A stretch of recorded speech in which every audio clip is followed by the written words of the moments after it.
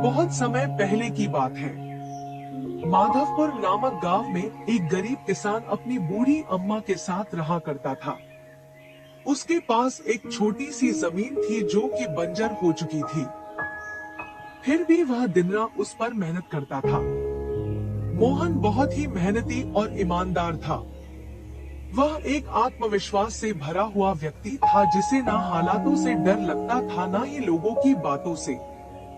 हर दिन सूरज उगने से पहले ही वह उसी आत्मविश्वास के साथ उठता और अपने खेत की ओर बढ़ता जहां सिर्फ बंजर जमीन थी, लेकिन उसके सपनों की हरियाली छिपी हुई थी। उसे यकीन था कि एक दिन उसकी मिट्टी उसे जरूर जवाब देगी, सोने जैसी फसल बनकर। ओ बेटा मोहन, तेरे लिए मैंने जमींदार से बात कर ली है। वो तुझे अपने पास काम पर रख लेंगे। तू भी जाकर उनसे एक बार बात कर ले बेटा। अब हमारे बस की बात नहीं रही। कम से कम वहां रहकर तू अपना गुजारा तो कर पाएगा। मुझे तेरा बहुत ख्याल है मोहन, इसलिए यह कदम उठाया। जाकर बात कर ले, सब ठीक हो जाएगा।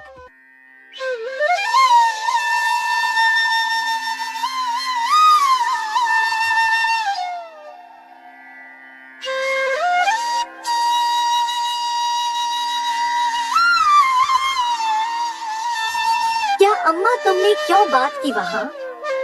मैं नहीं जाऊंगा। हमारा खुद का खेत है तो मैं दूसरों के पास क्यों काम करने जाऊं? मैं गरीब सही मगर खुददार हूँ। मैं अपनी मिट्टी में पला हूँ, उसी में पसीना बहाऊंगा।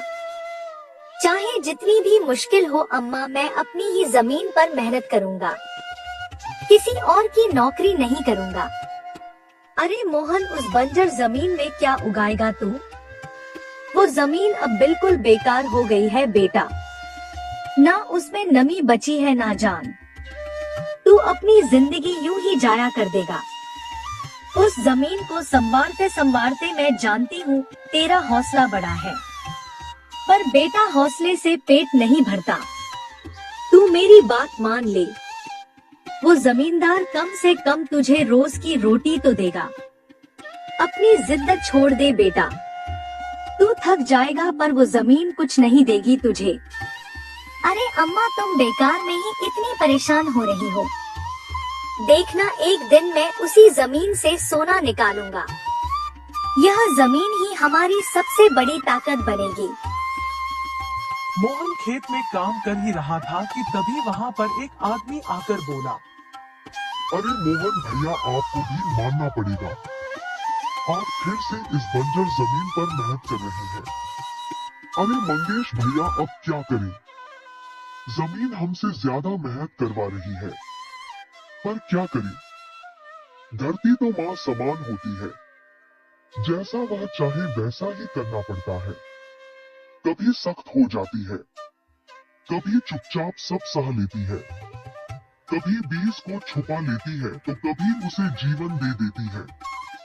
हम तो बस उसके बच्चे हैं जो उसके हर रंग को अपनाना जानते हैं।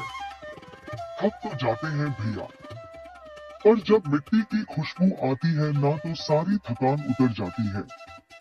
उम्मीद है यह माँ हमें खाली हाथ नहीं लौटाएगी। बस थोड़ा और सब्र, थोड़ा और विश्वास। आप जैसा मूर्ख तो मैंने आज तक नहीं देखा भैया। क्या सोचते हो आप? दुनिया कहां से कहां पहुंच गई और आप अब भी उसी बंजर जमीन से उम्मीद लगाए बैठे हैं। मोहन के पास उस आदमी की बातों का कोई जवाब नहीं था। वह वहां से अपने घर चला जाता है। जब दोपहर को मोहन थक हार कर घर पहुंचता है तो देखता है कि माँ बुझे हुए चूल्हे के पास चुपचाप बैठी है। क्या हुआ अम्मा? तुम ऐसे क्यों बैठी हो? खाना क्यों नहीं बनाया? क्या बात है? बेटा, चूल्हा जलाने के लिए लकड़ियां नहीं है, इसीलिए चूल्हा कैसे जलेगा? बस इतनी सी बात है अम्मा।